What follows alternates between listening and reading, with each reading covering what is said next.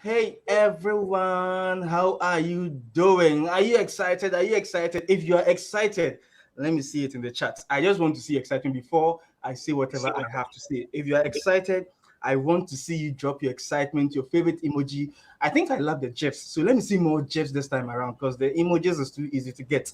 The GIFs you have to do some typing. So please, let me see how. Okay, I'm seeing the. Okay. Nice, nice. Okay. Look, let me just say this. I have a group of people standing here, and if I tell them to shout, they are just going to shout. So my people in the back, in three, let's show them how excited we are. In 3, 2, 1, let's go. Okay. These people are more excited than you. These people are more excited than you. So please, let me see more excitement. Okay, who else is excited? Who else is excited? I love the last gift Tamisha just dropped. It's like I'm excited because Nyamekye is about to speak to us. And if you are ready, mm, if you are ready, the excitement is not enough. Nyamekye, do you like this? Is the temperature okay? Because I don't feel this is enough. Yeah, no. Nah, it's not enough. No. So please, in fact, I know I can't see all of you, but we are going to do something. If you're happy and you know it, clap your hands. Just type clap, clap, clap. Okay. Nice. Tamisha, the first one. We have about 70, no, 61 people here. So not just one person. I need more chat. I need it, I need the chat to just be flowing. If you are happy and you know it, clap your hands. Okay. If you're happy and you know it and you really want to show it, if you're happy and you know it, clap your hands. Lovely. I love this. Look, we have our amazing CEO ready. And look, Nyamekye, when she's coming, you see Nyamekye smiling with the makeup, with the glasses, with the lipstick, with the hair. But look, behind her is a lot of fire. Behind her is a lot of fire. So please make sure your stamina is okay. Make sure if you're sitting down, make sure the chair you're sitting on is strong because what Nyamekye is about to drop on you, if you don't take care, you might just fall. So make sure your foundation is strong because if you don't stand well, you will fall by the end of the session. If you are ready, with I just want the excitement, more claps, more chats, more emojis. Most of you haven't done anything ever since the beginning of this session. You haven't even clicked a reaction. So please, I want the reaction to be boiling up. If you're excited for Nyamekye before she comes on, I want to see your excitement. Let me see your shouting. Let me see. Okay. Lovely. Okay. Nice.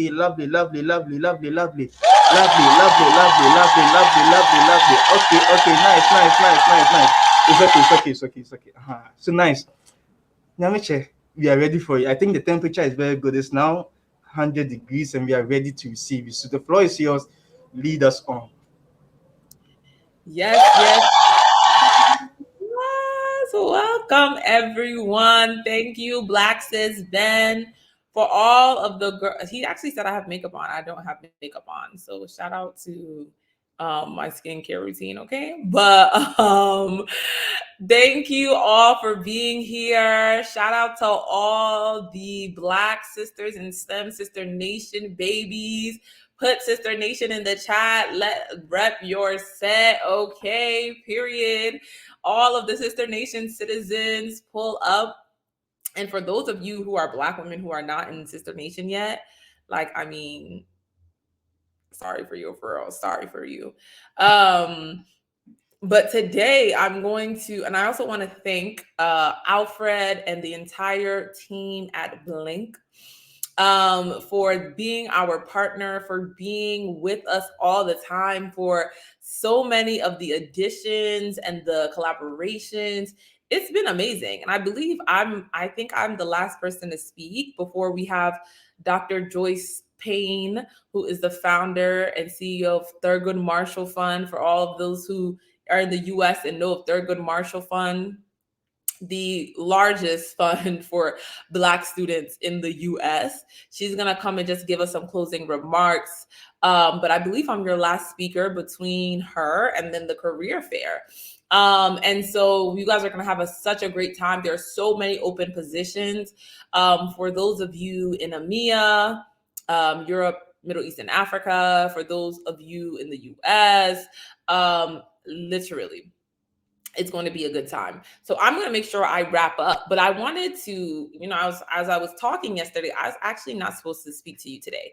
But as I was talking yesterday to the team, it literally just hit my spirit that I need to make sure everyone gets this workshop. I haven't done this workshop in months.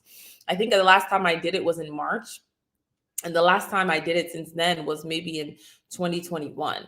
And so I don't do this workshop often. And when you get this workshop, you should know that it is time for your life to change. Okay. And so this is a workshop and a session. If you know anyone who was here and they missed any session, they don't need to miss this one. And I say that humbly, not because I'm leading it, but because a lot of our speakers, our point for them was to come and inspire you guys, because you need inspiration, you need motivation. It is critical for your faith and your belief in yourself and in the prospects of your career to go up. That's absolutely critical. But I think our speaker from AICPA said this. How do you do that? And so I'm going to specifically talk about how to always get the offer, right? Because so many of you, the reason why you don't have any faith and belief is because you keep getting denied. You keep getting rejected. And it just, every time you get rejected from a job, some of you are so used to that email, that email, and you already know your rejection is in it from the subject line. It's like, thank you for applying. Thank you for your interest. We all know the email. We've seen the email, right? Some of you are so used to that email that you came to this meeting for hope.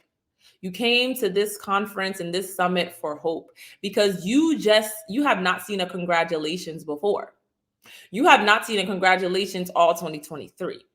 But I believe today and this session is going to change that. And so I want you to mark it down.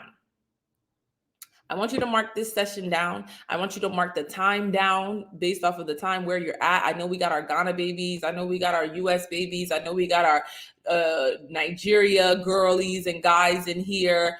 Mark this time down in your local time zone. And I want you to know this as a moment that is going to change your life. What I like to call defining moments. So my own company outside of Black Sisters in STEM is actually called Defining Moments with Nyamekye. And because I believe that you just need one defining moment to change your life. And I trust God that this will be yours. And so let's get into it. Today, let's get into it. All right, so everyone can see my screen. Let go, let go, let go, let go. And so how to always, someone put always in the chat. I think Tamisha put it, but always. And let's break down that word. Always, we know, is consistently all the time. But if we break down the word all and then ways, it's about not just all the time, but this session is really for you to understand all the ways you need to know how to get the offer always. Do we understand what I'm saying? Most of you, you're struggling because you lack knowledge. Most of you are struggling because you struggle to receive knowledge. And any person around me, whether they like it or not, whether they get offended or not, I don't have time for people who don't utilize what I teach. When I notice I take the time to tell you something and I don't see any growth, I'm just going to stop talking to you because you're wasting my time.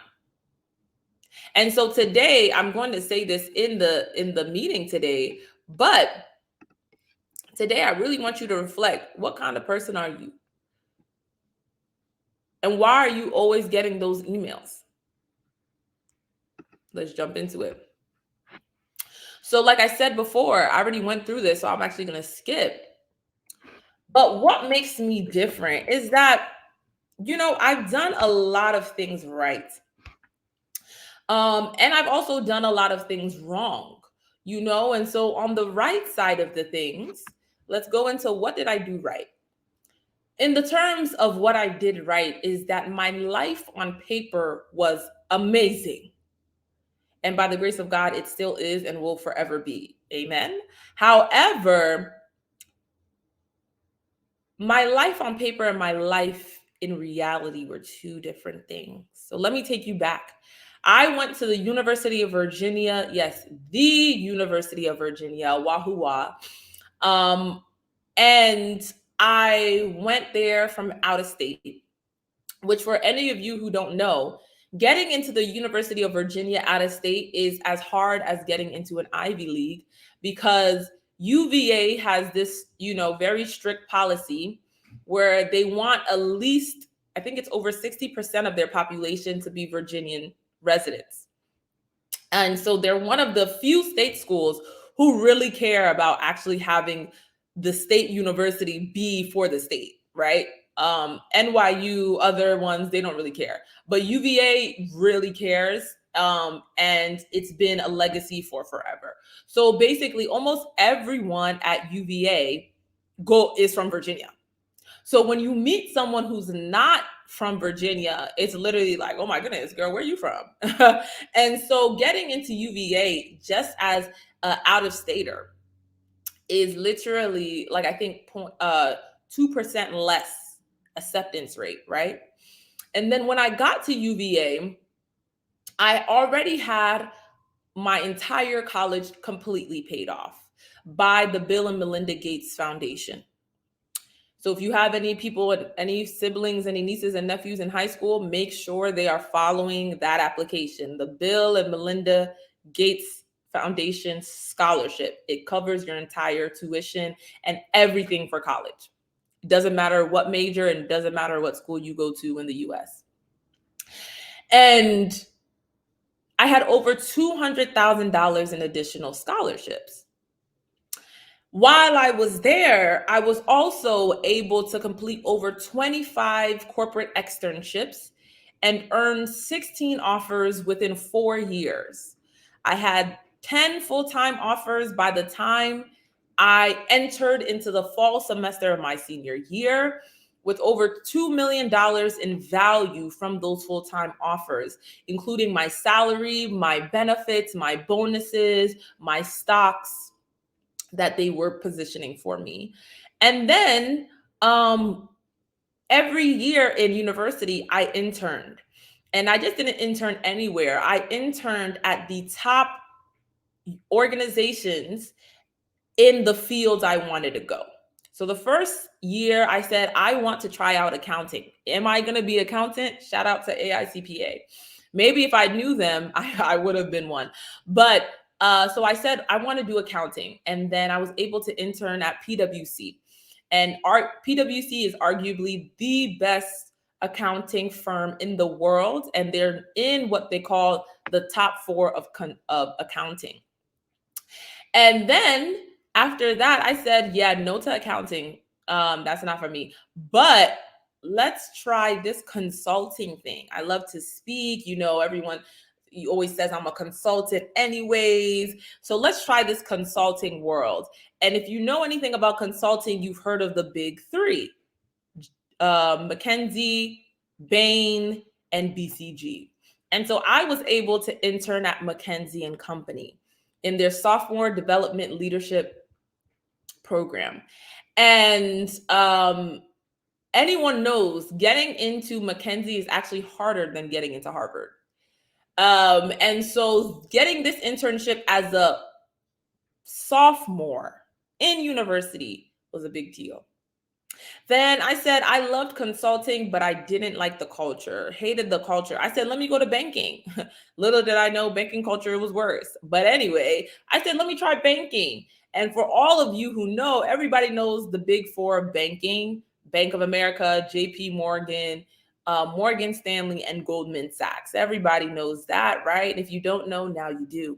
And so I went into wealth management at JP Morgan. And JP Morgan is very much so known to be the best when it comes to wealth management. And always between Goldman Sachs and JP Morgan, they're always fighting to who's the better bank, right? And so after all of that, I also went to what most people would say is the top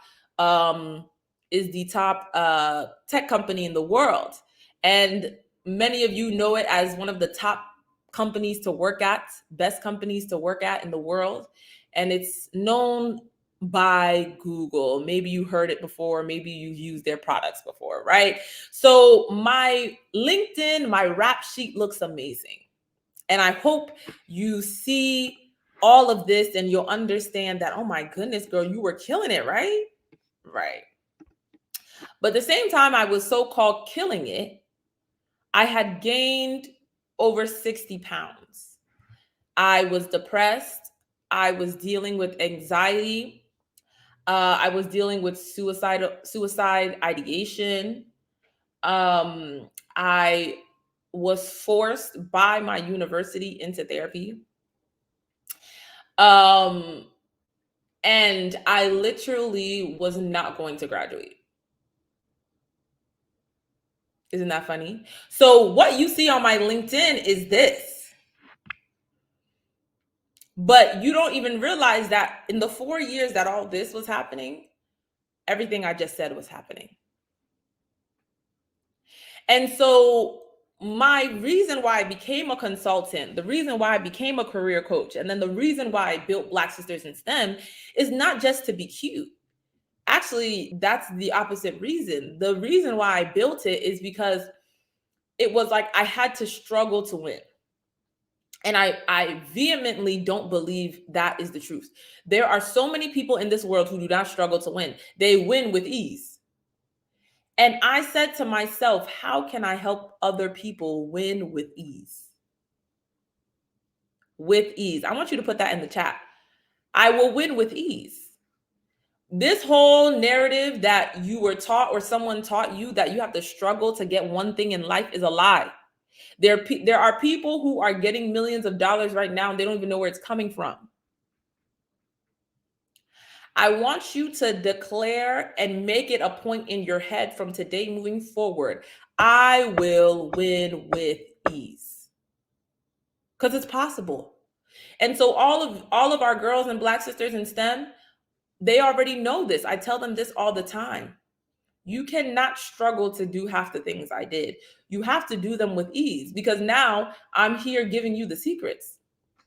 And for all of you guys today, I'm here giving you an example of what it is like to be in Sister Nation and in Black Sisters in STEM, right? So I understood the keys that helped me to overcome the anxiety of the job search process, to exceed expectations in an interview, to talk about yourself and tell your story.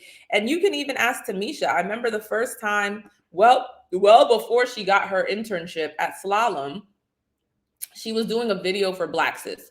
And we were literally on a call for like maybe 2.5 hours, almost 3 hours, walking through her story.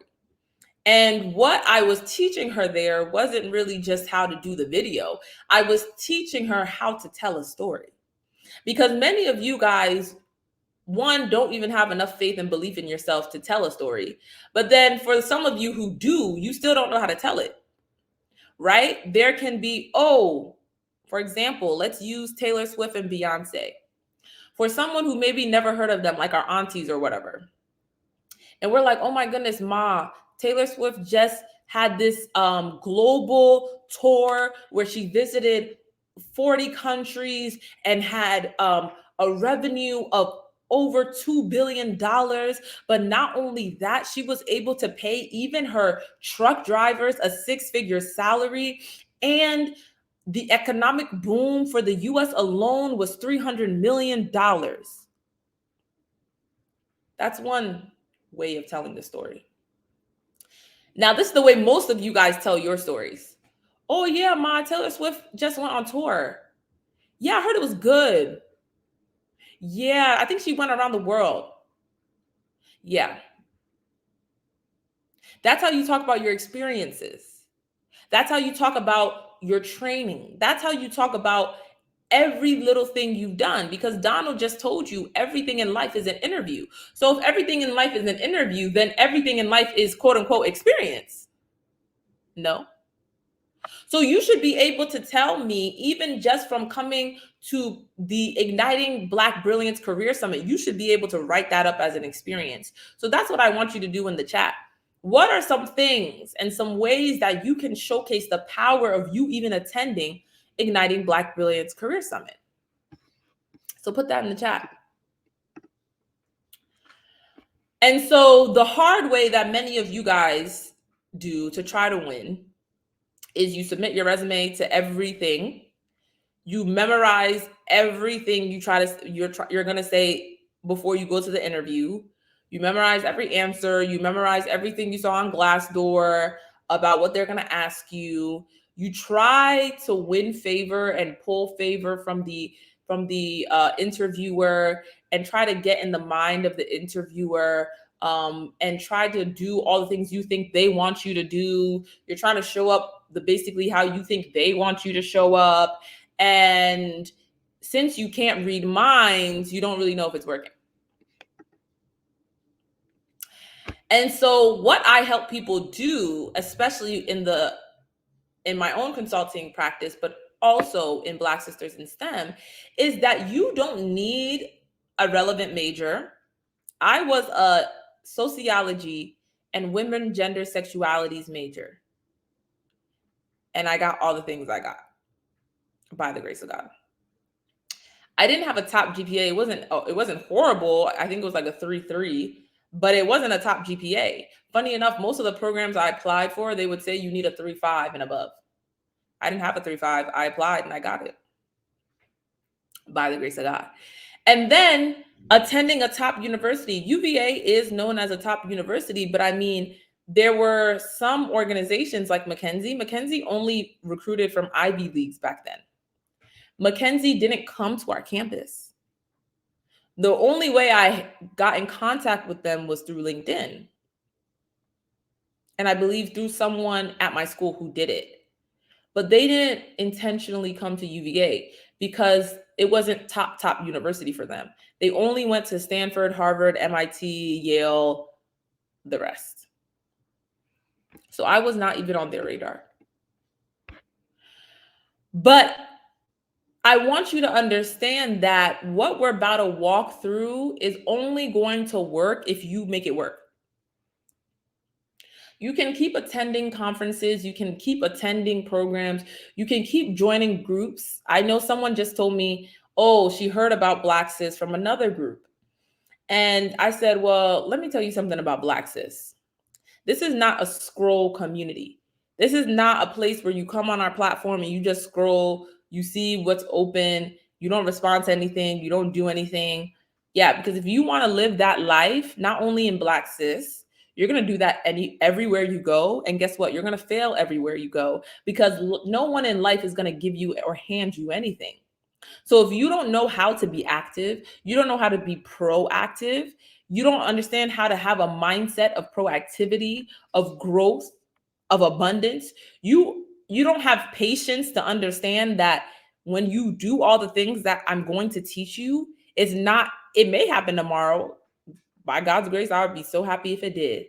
But it's very unlikely because tomorrow's a Saturday anyway. But anyway, it's not instant. You need patience. You need to stop giving up when you get one rejection letter. This is not how life works. We are in a cookie cutter generation. We are in a generation where everything has to be less than, even they said 50 seconds at this point. They said 1 minute, we've passed that. 1 minute is too long. It's between 30 and 50 seconds where people will lose their focus. That's fine on TikTok.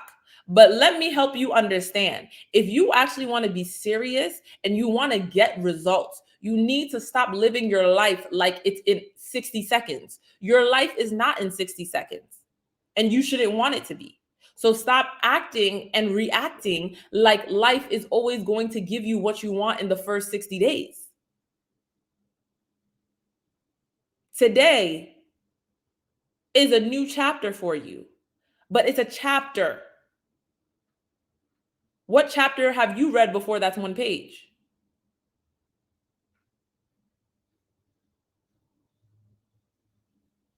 In a book, in a memoir of someone's life, what chapter have you read that was one page?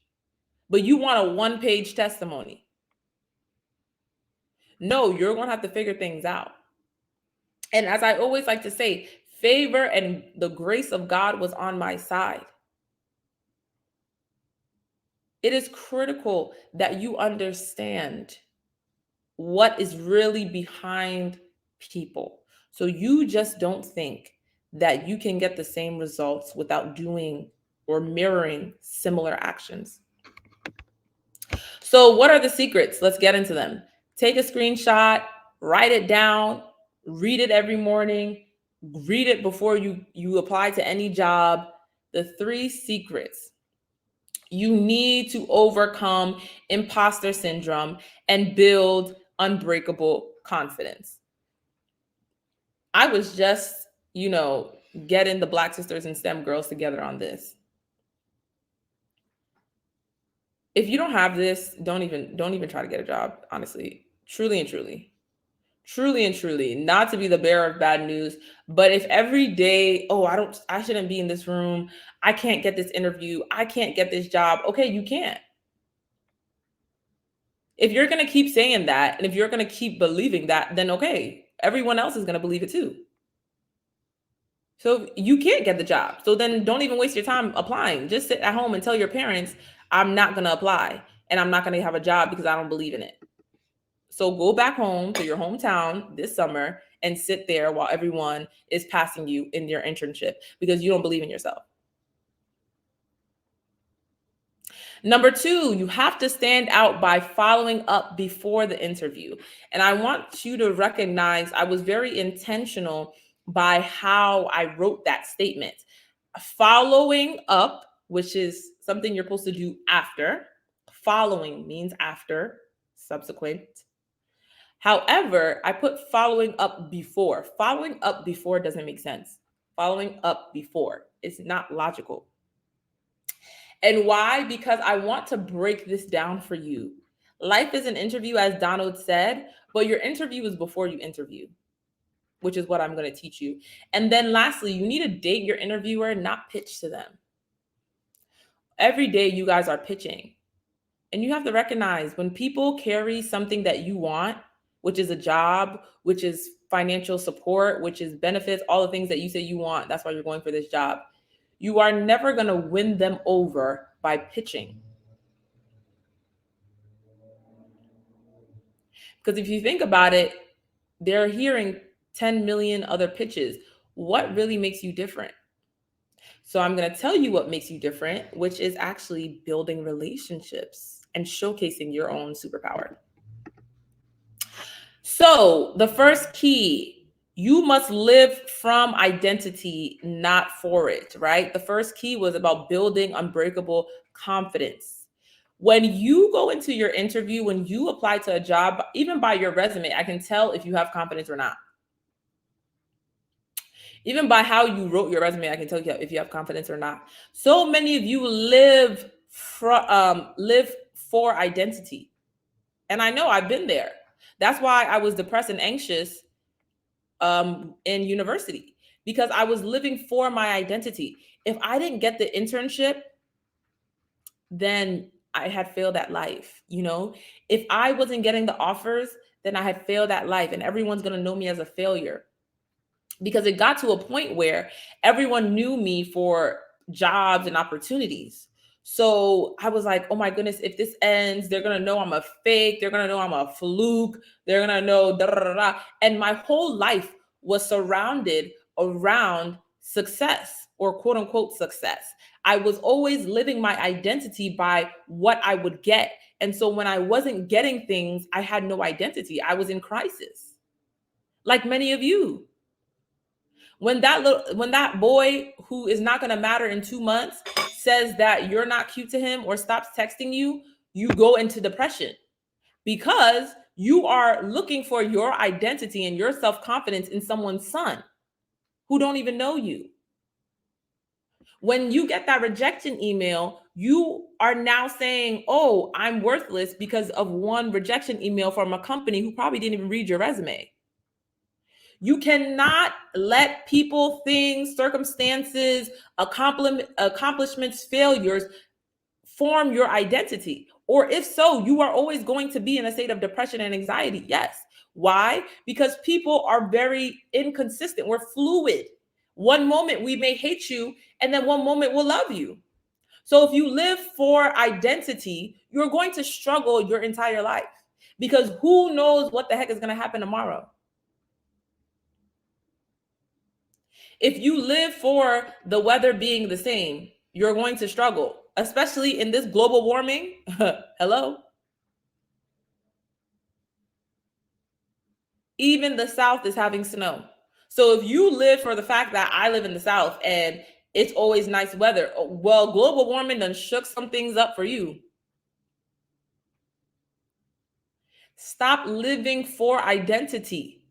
Stop looking to people for identity. The reason why people say, oh, you're so confident, da, da, da, I can tell you this. I never think about confidence. I don't, because I believe it. You can't tell me I'm not great. You can't tell me I'm not that girl. You really can't. And even if you do, guess what? I'm going to make sure you follow me on LinkedIn or Instagram or something so I can show you, by the grace of God, that I'm that girl.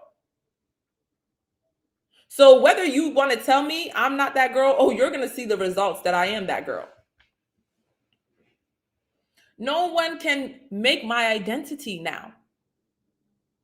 No boy can make my identity. No woman can make my identity. No man can make my identity. I truly believe my identity is from God, and I live from that point of view.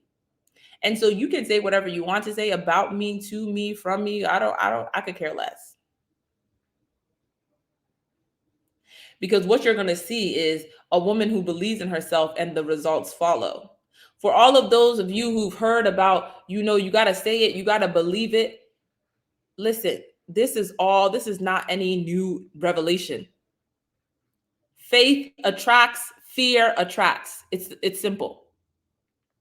If every day you're living in fear that you'll never get a job at internship, that's what you're attracting.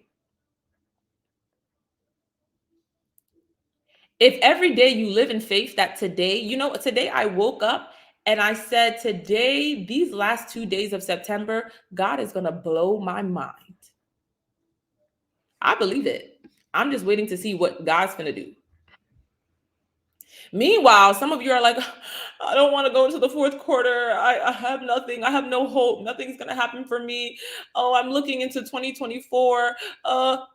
Yeah, nothing's going to happen for you because you don't even believe it. Next, the second key is for you to follow up before the internship or the interview. Melissa McClung, which is an HR professional, said the most common mistake I see people making after the interview is not following up. And yes, that's a horrible mistake, because first of all, if you had an interview and you didn't send a thank you note, like, come on, this is basic. But I'm going to take it a step further and say you can put this in Nyamekye Wilson, HR extraordinaire, said, the most common mistake I see people making is not following up before the interview. What does that mean? I'll tell you a story. I had this amazing friend, because once you start to do great things, you meet great people, right? So your network starts to change. So in my third year, or my second year, when I had done all of these things by the grace of God, I met this amazing friend of mine, still my friend today, super successful marketing professional, has his own agency and everything, married in Atlanta, living his best life, best bougie life, everything. And at the time, we were just sophomores in college. But he made a post on LinkedIn about how he already had an internship for our junior year. We were just juniors in college. And it was like maybe the first or second week of school. This man posted on LinkedIn talking about he already has his internship for the summer. I'm looking like, yo, what? How'd you, like, we just stepped foot into the semester. How is this possible? What were you doing this summer? Like, huh? So I said, in humility, please, I hope you're listening with the prophetic ear. Number one, first of all, most of you are so lazy, you're not even on LinkedIn. You're not even in places that are going to help your development. And yes, I'm going to call you out. We're not going to be cute and gentle parenting. No, we're not doing this gentle parenting. The truth is, many of you are lazy. You don't even have a LinkedIn profile. Then if you do, it's not up to date. Then if it's up to date, you don't even go on LinkedIn. You're not even using LinkedIn, which is the largest professional networking platform in the world, to get anything done. But yet you say you want a job. Let's make it make sense. So I, number one, was on LinkedIn, perusing as I do because I've made it a habit. I use LinkedIn like many of y'all use TikTok. And you need to switch from TikTok and go to LinkedIn. If you're doing 3 hours on TikTok, do 3 hours additionally on LinkedIn. So boom, back to the story. I humbled myself. Instead of being jealous, like many of us tend to do, oh, who is he? Why did he get this internship? Da, da, da, da. I quickly humbled myself and said, hey, congratulations. I'm so proud of you, because I genuinely was. I said, how'd you get this so early? Like, I have never heard of someone, like no one I know has an internship already. And let alone that he was going to Morgan Stanley. At Morgan Stanley, and not only that, he already had a $15,000 scholarship from Morgan Stanley. I said, oh, what is going on? I said, what is going on? I said, how'd you get this? I didn't even know they were doing scholarships. Like, what? And he literally, because I was humble and because he was my friend and I reached out, he was like, he literally gave me the lowdown. He's like, this is how I did it. And this is who you need to talk to. I'll send an intro. He sends me over an intro. Because he already told me what he did, I said, bet. Before I even got on the phone with this woman who was the HR person for Morgan Stanley, I believe. Yes. I researched her down. I researched her like I was doing a research paper on her. So all of you STEM girls, if you can do research on a cell and on all these form and all these things you be doing, you can't research somebody whose LinkedIn profile is right there. You're joking. I researched her like I was about to write a paper on her. I came up with my questions, very specific to me, very strategic questions, very pointed questions, where I would drop in a little bit about myself and then ask a question. For example, I was like, as a Black woman who has such a desire for diversity and inclusion, I was really impressed by Morgan Stanley's commitment to XYZ in diversity and inclusion. And I would love to understand, as a potential intern, how would I be able to be a part of such initiatives? These are the type of questions you ask. Because what am I doing? One, I'm telling her who I am. Two, I'm telling her I'm very well researched on y'all. Because many of you guys don't even know, you have not even read the company's report, but you want a job. What you want a job doing if you don't even know what the company does? Three, I then also let her know, hey, think of me as an intern. Did you notice the words potential intern? I was framing her mind to think that I am already suitable to be a potential intern. Just with one question. And so and she was like the HR, she wasn't even like the interviewer or anything. She was the, I think the recruiter. Yeah, something like that. And so I have all these questions. Next thing you know, we're chatting. She's like, oh, she loves my school. Rah, rah, rah. I'm wrapping it up. Rah, rah, rah. We go in. You know what she does? She sends me the link to apply that's not open to the public. Number one. Number two, she sends me the link to apply for the $15,000 scholarship my friend got too. That's not open to the public yet. So what I came to find out in that situation is my friend, I was right. He shouldn't have gotten the job that early because it was technically not open to the world yet. They had not launched it and announced it yet. And then because I was humble and listened and followed him, like many of you guys should be today, I also too got the tea before it was open to the public. And I also too went through the interviews, got the offer. I didn't go to Morgan Stanley. I went to JP Morgan, as I said, right?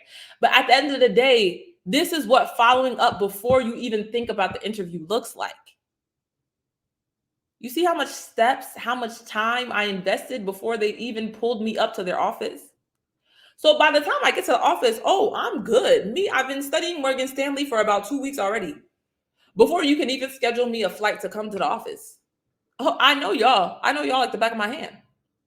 At this point, because I had to speak to her, then she connected me to the next person. And guess what? One thing I learned from someone at UVA, yes, it was an alum. He always told me, end every conversation with, based off of our call, who are 2 to 3, be specific, who are 2 to 3 people you would recommend I speak to next? So I'm already planning my future calls. And then she was like, oh, yes, I'm going to connect you with this person. She's a Black woman. I think she would be great for you. I'm going to connect you with this person. Before I had an interview, I already spoke to like 5 people. Do you think at this point, I don't know the organization? Do you think at this point, I don't know what they were looking for? Do you think at this point, I don't know how to get the job? Do you think at this point? No, not at all. And so that's what following up before looks like. And then the last key, because I believe I'm out of time, right? Someone tell me in the chat my time, because I'm chatty. For everyone in Black Sis, I can be on here for an hour giving you this, but I think my time is up. Is almost up. So the last key, I told you guys to date, not pitch. Date, not pitch. Date, not pitch.